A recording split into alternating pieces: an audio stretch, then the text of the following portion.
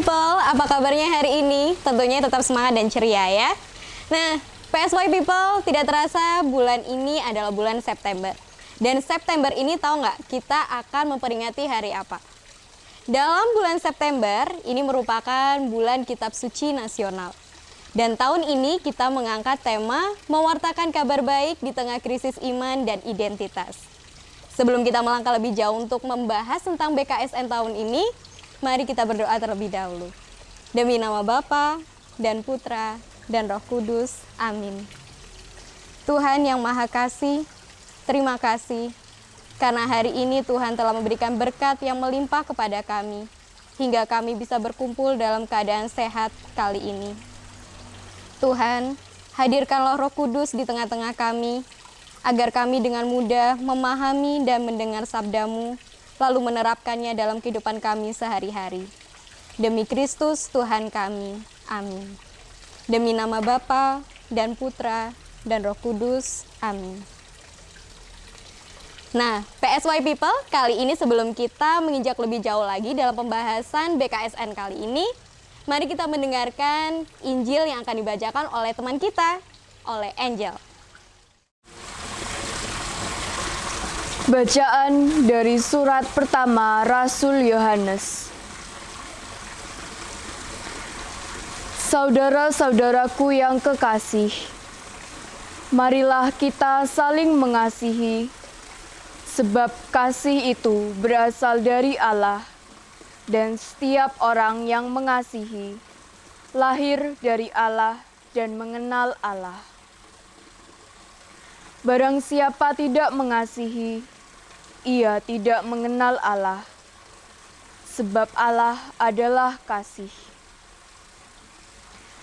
Dalam hal inilah kasih Allah dinyatakan di tengah-tengah kita, yaitu bahwa Allah telah mengutus Anak-Nya yang tunggal ke dalam dunia, supaya kita hidup olehnya. Inilah kasih itu. Bukan kita yang telah mengasihi Allah, tetapi Allah yang telah mengasihi kita dan yang telah mengutus Anak-Nya sebagai pendamaian bagi dosa-dosa kita. Saudara-saudaraku yang kekasih,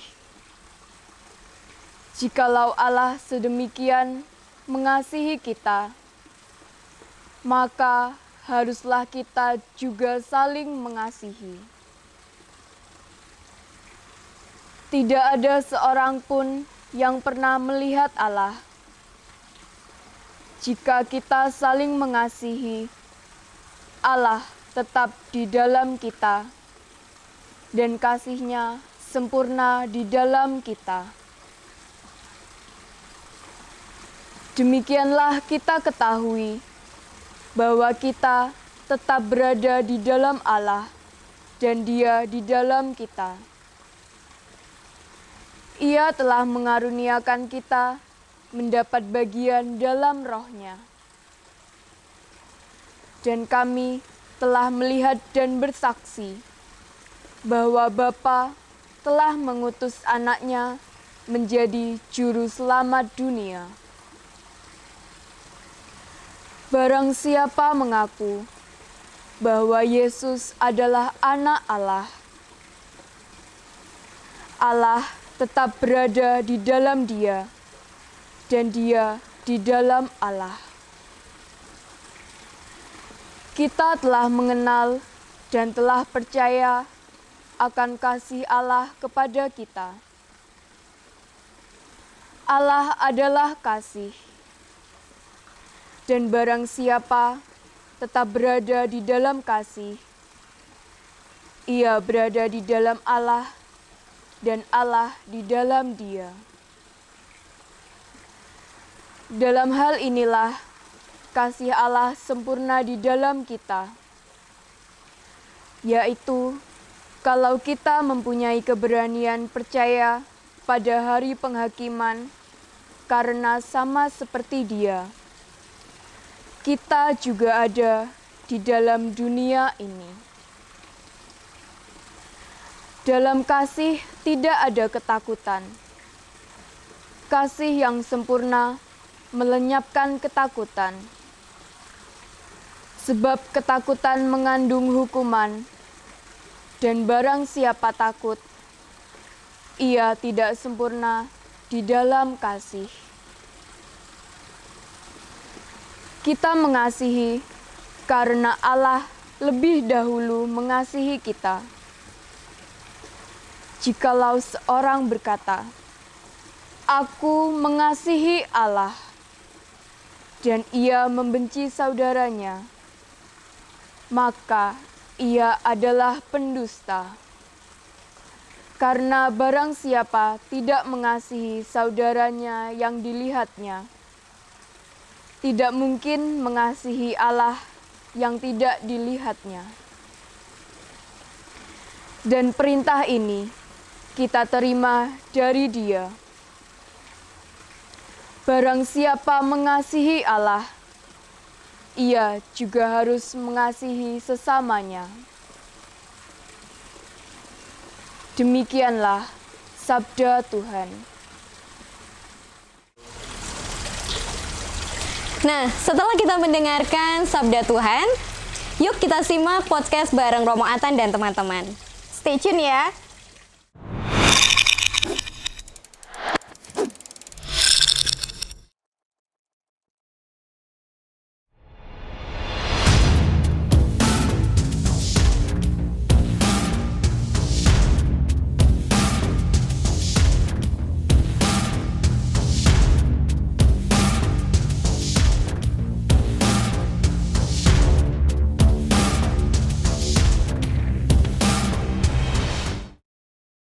Hai PSY People, selamat datang di PSY Podcast bersama dengan saya Steven. Dan saya Angel Fioni.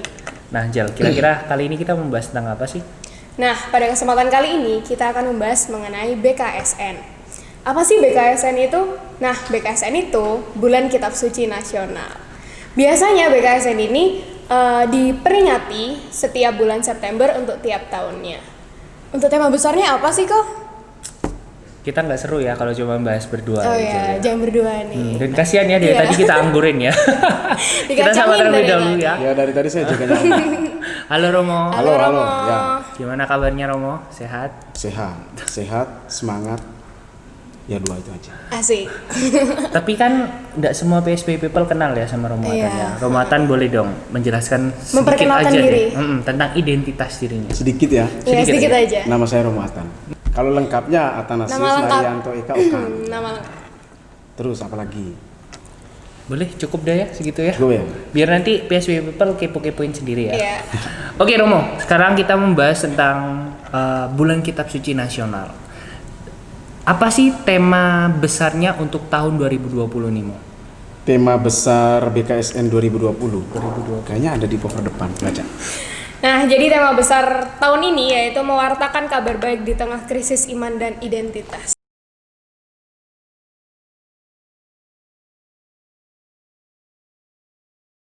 Nah, orang muda, kita akan merenungkan tema besar BKSN 2020.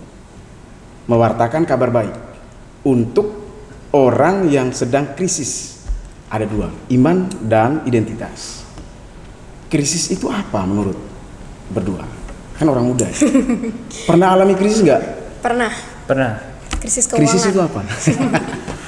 Krisis itu galau, Romo. Krisis itu galau. Krisis itu Permasalahan hidup. Persoalan hidup. Iya, bisa. Ya. Jadi krisis itu sebenarnya sebuah situasi. Situasi yang dialami bukan hanya orang muda. Orang tua juga mengalami. Situasi di mana ketika dia punya banyak persoalan, kemudian dia tidak tahu kemana dia harus mencari solusi. Persoalan di rumah ada dengan orang tua. Sampai di sekolah gurunya kasih tugasnya banyak sekali. Angel sering mengalami. Ya, Nyiksa sekali, Romo. curhat. Lalu kalau misalnya Anda bergaul nih, ini kan OMK kan, kita bergaul. Di sini juga kalian belum tentu diterima. Iya.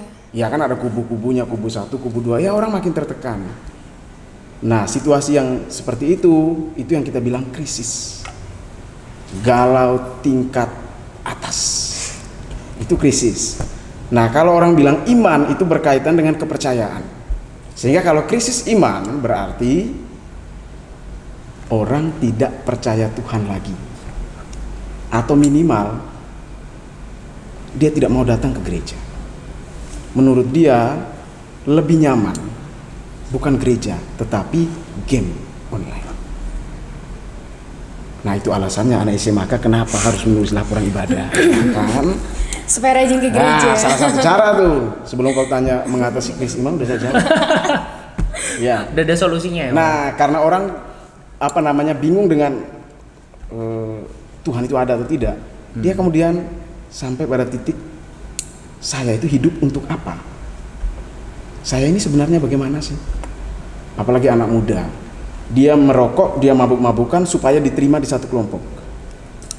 Dia gosip satu nama, sebenarnya dia nggak suka gosip, tapi dia ikut-ikutan gosip supaya apa? Supaya saya diterima di kelompok itu.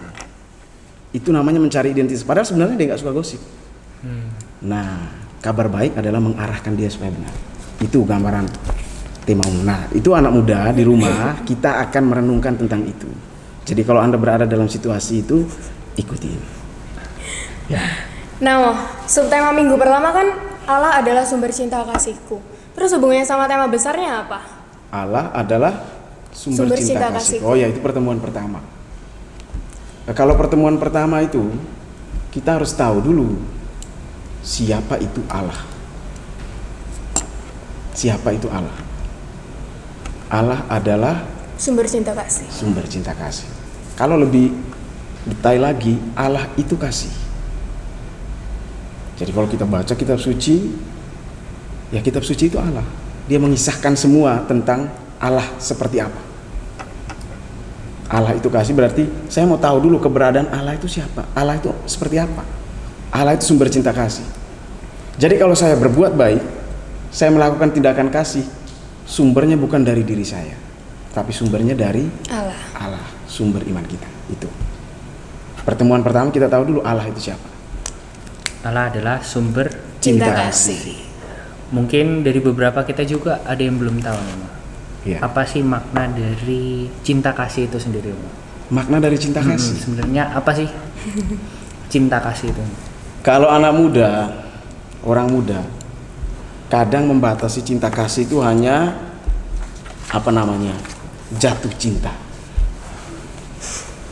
Cinta itu apa sih? Wah, langsung cinta itu aku dan dia.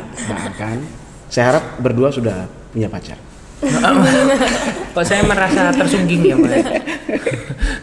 Ya, sebenarnya cinta kasih itu adalah setiap perbuatan baik yang saya lakukan untuk orang-orang di sekitarku. Siapapun dia. Entah orang tua, entah sahabat, teman-teman, atau siapapun dia.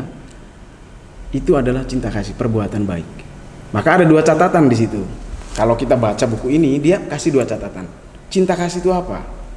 1, berkorban. Yang kedua, dia harus siap memberikan diri supaya orang lain bahagia. Bukan mikirkan kebahagiaan dirinya, enggak. Dia melihat kebahagiaan orang lain pertama-tama. Dan karena itu dia harus berkorban. Itu cinta kasih. Harus sejauh itu kita memahami cinta kasih. Paham gak nih? Paham. Saya lihat melayang gimana nih? Paham. Berarti Jadi barengan. Siapa dulu nih? kamu aja dulu deh. Oke. Terus gimana nih Allah kok mengasihi kita tuh dengan cara apa sih, Man? Oh, Fatika Yusari. Berkorban tadi. Kan saya nggak usah ngomong kan? Iya, Kau iya. tahu kan ini? Sudah ada buktinya. Tahu kalian? Iya. Nah, ini udah this much. Saya pernah baca pernah dapat kartu ucapan selamat Paskah. Kecil aja bentuknya. Ada, saya masih simpan. Dia tulis di situ pakai bahasa Inggris, tapi karena supaya kalian paham saya terjemahkan. Kita paham kok. Jadi ada seorang anak bertanya kepada Yesus, "Seberapa besar engkau mencintaiku?" Terus Yesus naik ke salibnya dan merentangkan tangan. Lalu dia bilang, "This much." Sedemikian. Kan? Dia salah nggak ketika disalib? Enggak. Nggak kan? Untuk siapa dia disalib? Untuk kita. Untuk kita. Berarti poin pertama tadi kebahagiaan orang lain. Masuk di sini ya? Ya, Yang kedua, berkorban. nyawa nih. Ya. Dipermalukan. Masuk nggak tuh? Masuk. Masuk. Ya udah, ini paling tinggi ya ini. Bagaimana Allah menunjukkan kasihnya yang luar biasa untuk kita. Ini. Makanya disebut tadi Allah itu adalah sumber cinta kasih Allah kita. itu Ya. sumber cinta kasih. Allah mencintai manusia sedemikian rupa sampai dia mau mati di sana. Kadang kalau dari beberapa dari kita gitu ya Mo ya, dengan mereka yang mungkin punya permasalahan hidup, kadang ada pertanyaan kenapa kok kita itu harus mengasihi sesama kita. Jawabannya itu untuk menjawab seseorang yang punya pertanyaan seperti itu, jawaban paling tepatnya apa sih Mo? Kenapa kita harus mengasihi sama? Benar. Oh, pertanyaan berat ya. Kadang kan ada gitu ya Mo ya, beban hidupnya terlalu Ya. mungkin dia sudah mencoba untuk mengasihi Kalau mungkin saya bilang Angel mengasihi Bu Susi gampang. Karena mamanya. anaknya ya. Iya, dia Bu Susi mamanya. Tapi kalau saya bilang saya harus mengasihi orang yang Kesusahan. menggantung status saya. Oh, Aduh. Gimana? Saya yakin OMK di sini pengalaman soal itu ya. Elis pengalaman, Lis. Pengalaman, Lis. Bulan ya Mo ya. Nah, sehingga pertanyaan itu mungkin bisa, kenapa saya harus tetap mengasihi ketika saya dibenci, dikeluarkan dari perkumpulan, tidak dianggap dan lain sebagainya? Kenapa saya tetap harus mengasihi? mana sempat keburu marah. Ya, Nggak bisa, mana mana sempat, dah sempat mau. Nggak sempat keburu Nggak marah. sempat Nah keburu itu, marah. itu pertanyaan paling dasar dan paling berat untuk dilakukan. Ya, itu pertanyaan paling dasar paling berat. Makanya pemahaman tentang Allah itu harus benar dulu. Allah itu seperti apa baru. Kalau misalnya kenapa saya harus mencintai dia? Terus nanti misalnya ya Angel ya temanmu nanya, kenapa saya harus tetap baik dengan dia padahal dia jahat? Terus kau tunjuk gini, dia nggak akan paham. Iya. Sebelum kita ngajak dia melihat palang sederhana aja, masa dia nggak ada positifnya? Masa dia nggak punya hal baik yang pernah kalian alami bersama? Misalnya sama mantannya misalnya kalian punya mantan, pernah nggak ada kenangan manis? Iya, banyak. Ada. Nah, justru ketika mengingat kenangan manis kalian, oh iya bener dia pernah baik dengan saya. Saya nggak pernah punya mantan. Karena kamu pernah muda. Lah kan masih muda saya. Wah, Ngomong tua. kok jangan lihat dari sisi rambut dong. Rambutnya gua habis, tapi ya usia masih muda. Kayak gini ini. Ya gitu ya. Jadi kalau misalnya orang nanya, kenapa sih saya harus ngasih? Ya, sebagai orang beriman kita jawab. Karena Allah mengasihi kita sampai seperti ini. Oke. Seperti ini loh ya. Tapi kan kita kan sering merasa ragu gitu loh, Mo. Untuk mengasihi, untuk memaafkan tuh kita sering ngerasa ragu pasti. Ya iya, benar. Terutama mungkin buat mereka ya gitu ya tadi ya Mo ya, yang mungkin punya persoalan hidup yang terlalu rumit, padahal dalam konteksnya mereka sudah mengenali arti Allah itu sendiri, Iya. pengorbanan Allah. Persis yang kalian omong tuh yang disebut krisis. Iya, balik lagi ya Mo ya, itu yang utama. Sebenarnya yang keluar yang kalian itu saat itulah krisis. Krisis bukan hanya saya mengalami masalah, tapi bagaimana saya tetap harus mencintai dia, gitu loh. Iya.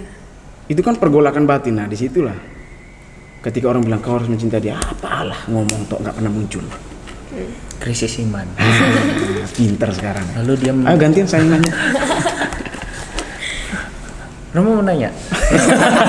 Kita nggak bisa jawab. Ini Mo, ada lagi saya pertanyaan satu. Yang ini perkataannya ada di Alkitab dan saya agak meragukan juga Mo. Bukan meragukan seperti apa ya Mo Iya, ya. Kata-katanya itu di dalam kasih itu tidak ada ketakutan. Sedangkan kalau kita di real life, di kehidupan Iya. nyata kita, ketika kita sudah mulai mengasihi seseorang, entah itu orang tua kita, entah itu kita punya pasangan atau saudara, kadang kan kita punya rasa takut ya Mo ya, entah takut akan kehilangan, takut atau Ditikung. takut, ya, takut Pengalaman. akan apapun gitu loh Mo. Kok kenapa di dalam Alkitab bisa disebutkan bahwa Takut. kasih itu sebenarnya nggak ada rasa Nggak ada takut di rasa dalam takut. kasih? Kok bisa ya Mo ya? Baik. Saya menjawabnya gini. Kalau rasa takut itu paling kita hubungkan dengan berani nggak saya berkorban. Berani nggak saya berkorban? Jangan sampai pengorbanan saya nggak dianggap. Jangan sampai usaha saya tetap baik dengan dia nggak dianggap. Mental. Jadi dia mau maju mundur, saya minta maaf enggak nih, ragu-ragu. Dia maju mundur nggak jelas. Nah, takut itu kalau boleh cerita kan kita krisis ini didasarkan 2 kisah kan. Pembuangan ke Babel dan yang satu lagi itu krisisnya para murid. Kenapa? Karena orang-orang Israel yang dibuang ke Babel itu merasa Allahnya itu kuat, hebat, sehingga mereka seenaknya. Nah, ketika mereka kalah, mereka bingung, ketakutan. Siapa yang bisa menjaga mereka sekarang kalau Allah yang mereka banggakan itu ternyata gak bisa melawan mereka? Takut bagian dari manusia, proses manusia. Jadi sebagai manusia kita merasa takut itu wajar. Yang kedua, para murid Yesus meninggal, mati, wafat disalib. Para murid takut nggak? Takut. Takut kan, mereka kocar-kacir tuh lari kemana-mana, buyar. Nah itu juga dikatakan sebagai dasar krisis yang dialami oleh para murid. Takut adalah salah satu bentuk krisis yang kita alami. Padahal kita sudah tahu Tuhan Yesus akan begini dan lain sebagainya, buahnya sekali. Nah itu takut. Nah sekarang pertanyaannya tadi apa? Coba diulang. Kalau di dalam Alkitab itu kan dijelaskan bahwa di dalam kasih itu sebenarnya tidak ada ketakutan. Itu kalau untuk saya sendiri nih ya, kadang kalau kita mengasihi seseorang itu malah bakal akan timbul ketakutan sih mau. Nanti bakal nyambung lagi yang kayak tadi itu. Jadi buat apa kita buat ngasih sesama kalau kita akhirnya ada rasa takut itu mau. Satu krisis yang menjadi krisis-krisis yang berkelanjutan ya. Makanya tadi saya bilang bertumpu kan. Nah, saya punya moto imamat itu, tenanglah aku ini jangan takut. Karena saya mengalami juga takut. Apakah saya bisa jadi imam yang baik, romo yang baik? Sekarang saya tugas di SMAK. Apakah saya bisa jadi guru yang baik, yang bisa sabar dengan murid-murid saya? Ya mungkin Angel nanti bisa jawab, romo yang sabar. Bohong. Nah, ya. Maka saya memilih ayat itu. Kenapa saya pilih ayat tenanglah aku ini jangan takut? Saya mau meyakinkan diri saya, ketakutan yang ada di dalam diri saya jangan terlalu lama tinggal. Karena kalau ada takut saya nggak akan berkembang. Kalau saya tetap tinggal dalam ketakutan, saya tidak bisa menyaksikan Tuhan yang bangkit. Maka saya harus keluar. Pegangan saya apa? Aku ini Tuhan Yesus. Tenang saja, ada saya. Aku jangan takut. Takut itu proses seorang manusia untuk semakin maju. Ya, takut itu proses. Jadi kalau misalnya kalian takut, saya takut gini. Yang kedua, yang saya bilang tadi, pertama sharing saya. Yang kedua, kalian kenal kata ini kan, posesif. Iya. Ya. Tipenya komersial nih kelihatannya. Posesif kan? Saya sampai Tahu nangis. posesif? Hidungnya sampai nangis nih. Posesif itu berarti saya nggak mau orang yang saya suka itu dekat sama orang lain. Iya benar. Nah sekarang kita bandingkan. Kalau kita mengatakan Allah sumber cinta kasihku dan saya beriman kepada Allah, apakah saya posesif? Apakah Allah itu posesif? Ketika dia harus mengorbankan dirinya, dia mau yang di sebelah itu bahagia kembali lagi, maka dia harus mengatasi rasa takutnya itu. Bagi saya itu, kenapa rasa takut itu wajar, tapi proses untuk keluar dari rasa takut itu yang luar biasa. Ya benar. Ya ada yang cepat 1 tahun, ada yang bahkan beberapa minggu dia udah bisa move on, tapi ada yang bertahun-tahun gak bisa move on. Tergantung seberapa dekat kita dengan Tuhan. Ada yang datang ke Tuhan tapi ngomongnya apa, doanya apa, aduh Tuhan saya gini. Doanya untuk saya toh. Sedangkan Yesus mengajarkan saya untuk orang lain. Mengasihi sesama. Jadi bagi saya, takut itu wajar. Tetapi keluar dari rasa takut dengan jaminan Allah sendiri.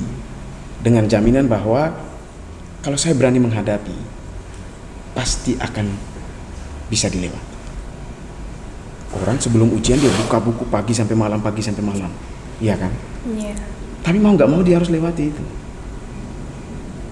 Setelah dia lewati, lega saya ternyata bisa ujian. Hasilnya kemudian serahkan pada yang di atas. Oke, Berani, ya.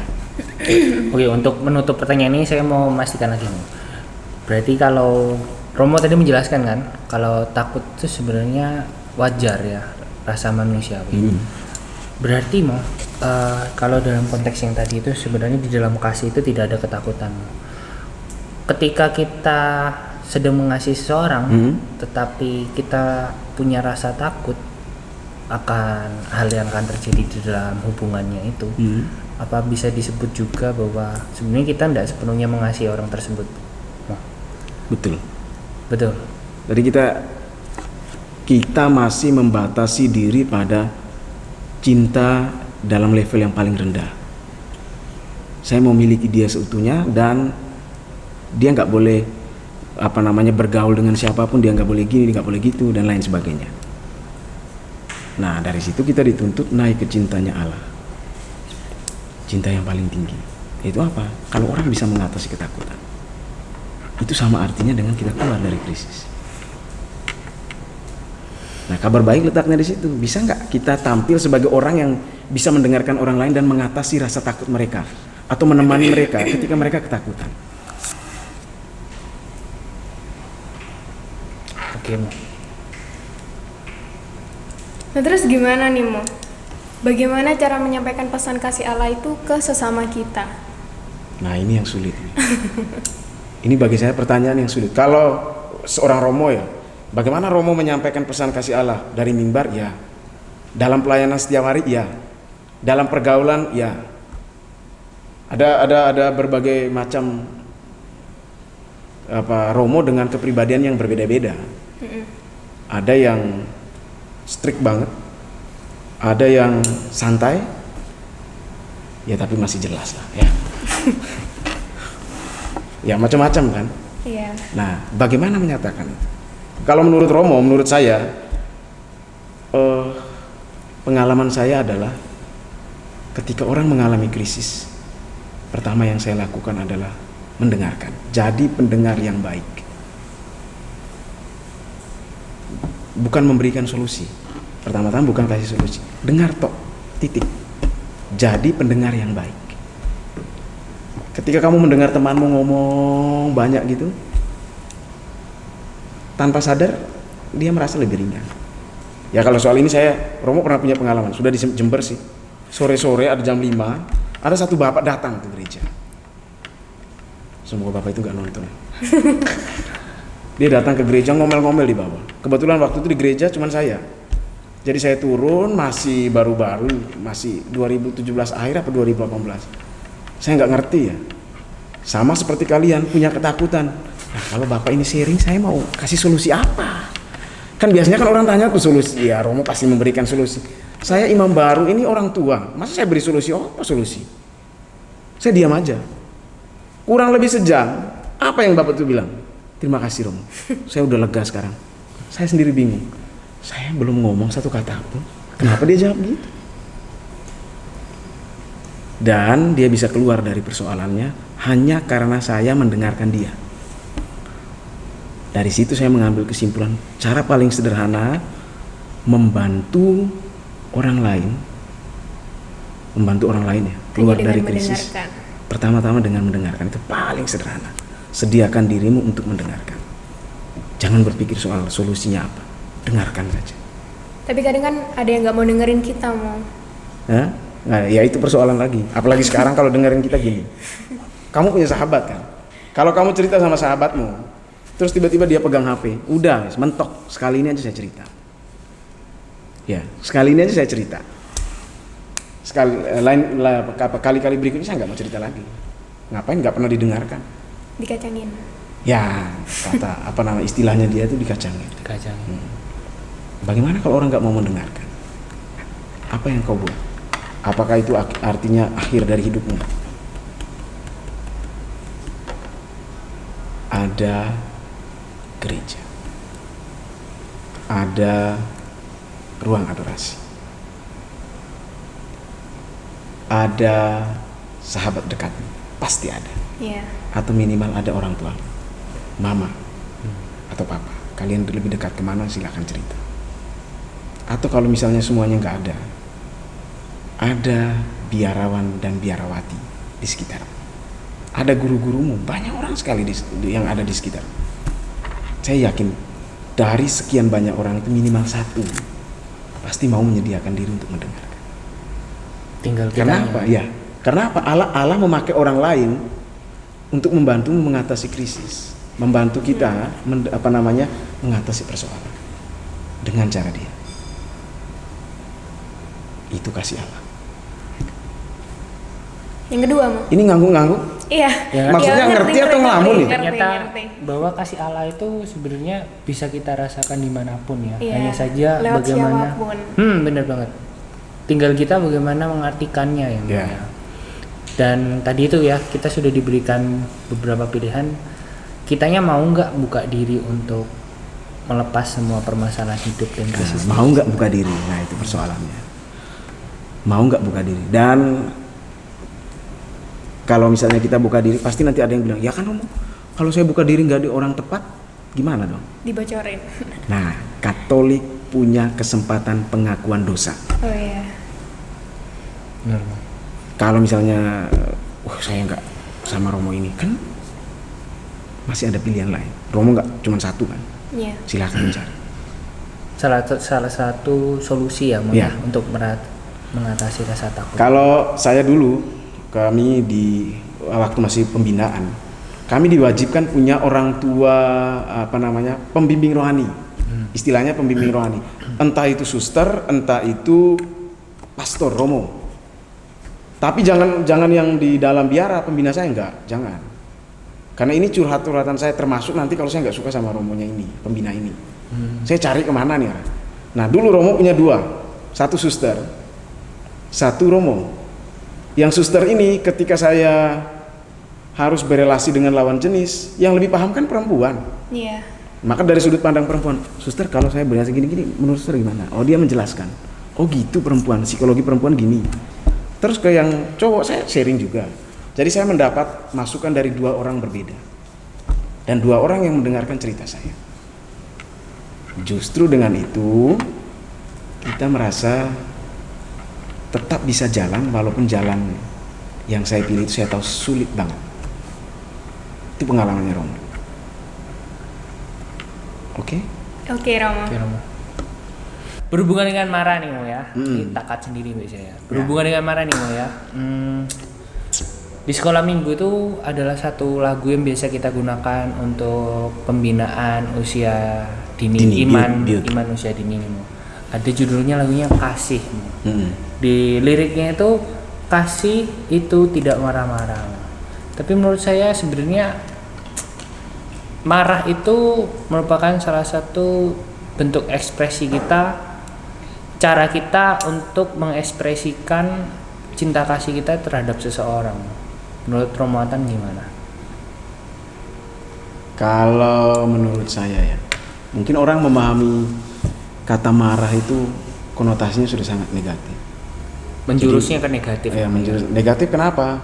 Karena marah itu diarahkan kepada ego. Jadi saya, kau harus ikut saya, kau harus begini, kau harus begini. Jadi sesuai standar saya.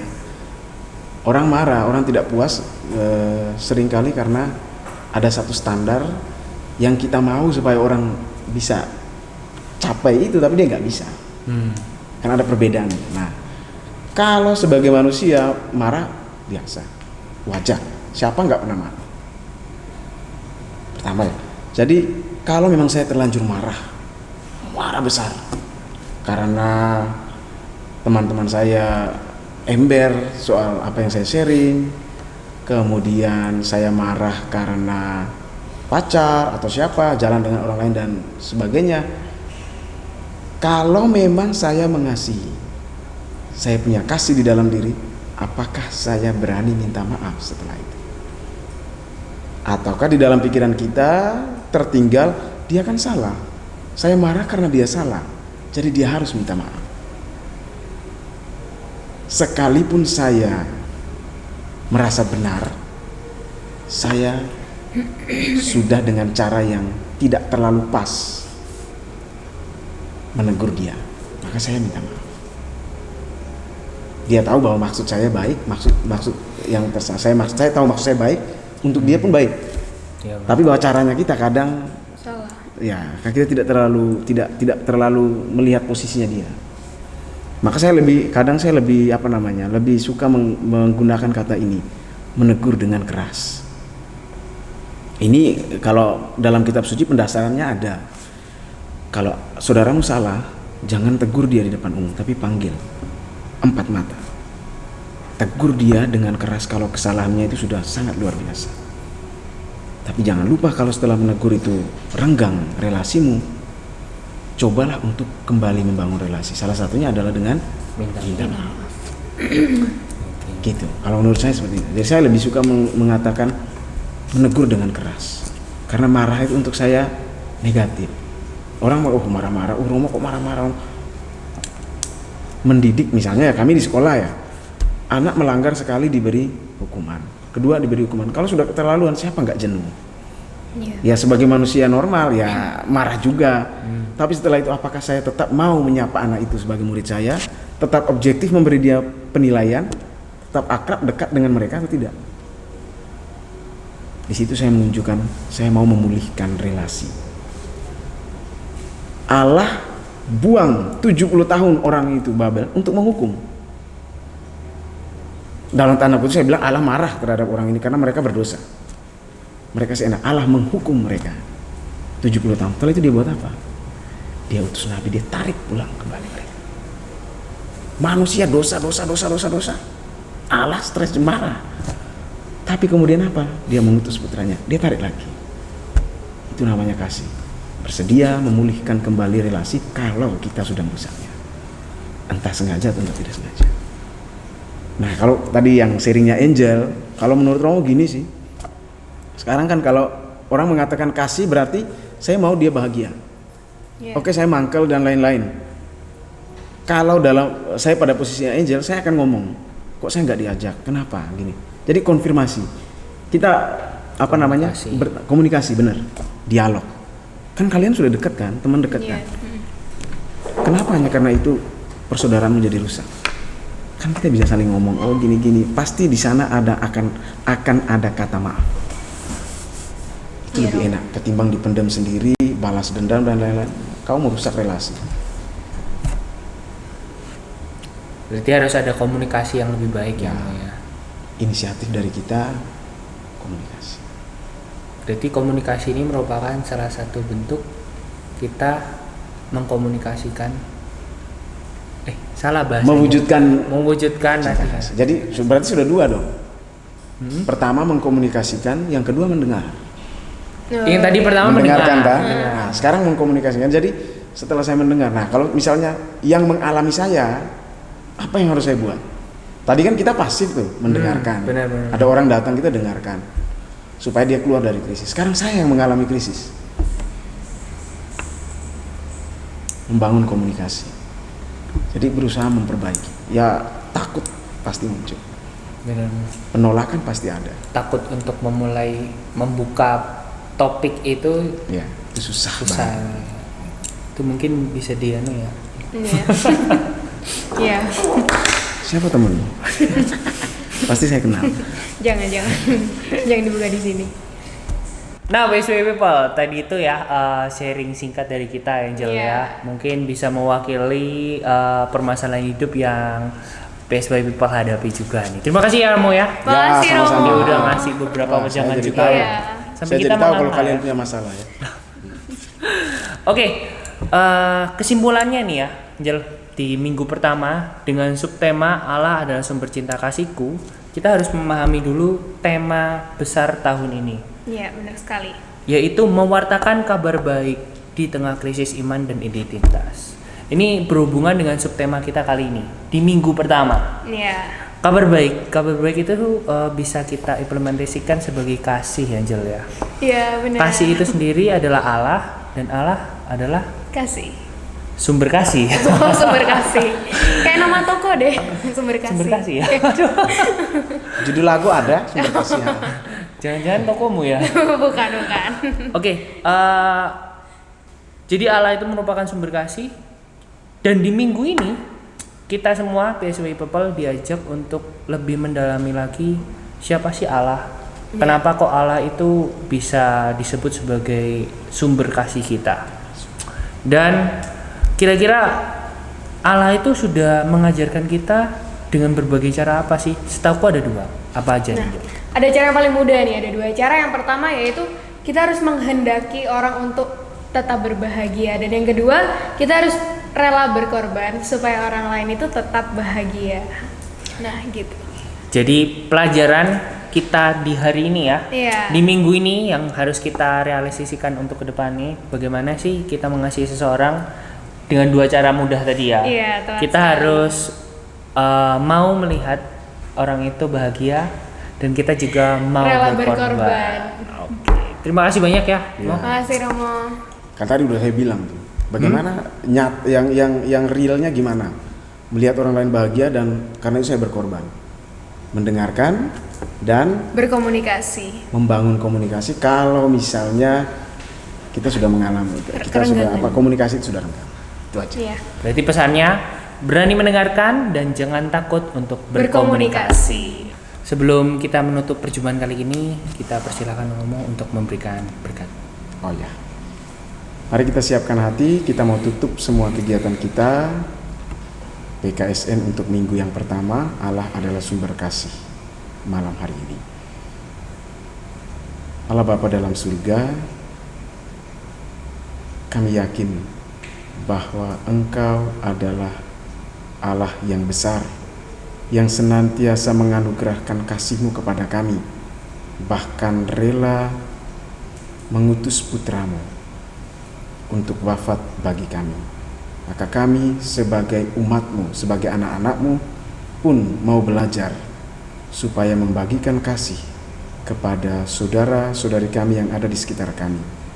Pertama-tama dengan berani menjalin kembali komunikasi jika relasi kami sudah renggang. Dan yang kedua, kami mau belajar untuk menjadi pendengar yang baik.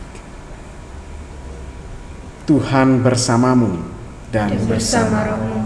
kita sekalian, niat-niat baik kita diberkati oleh Allah yang Maha Kuasa, Bapa dan Putra dan Roh Kudus. Amin. Oke PSW People, terima kasih sudah menonton podcast kali ini. Dan Jangan lupa untuk tetap mengikuti video BKSN di minggu berikutnya. jangan Jangan lupa komen, subscribe, like. Like. Oke, dadah. Dadah. Dadah Romo. Sekian dari pembahasan BKSN kali ini. Sampai ketemu di BKSN minggu kedua ya. Dadah.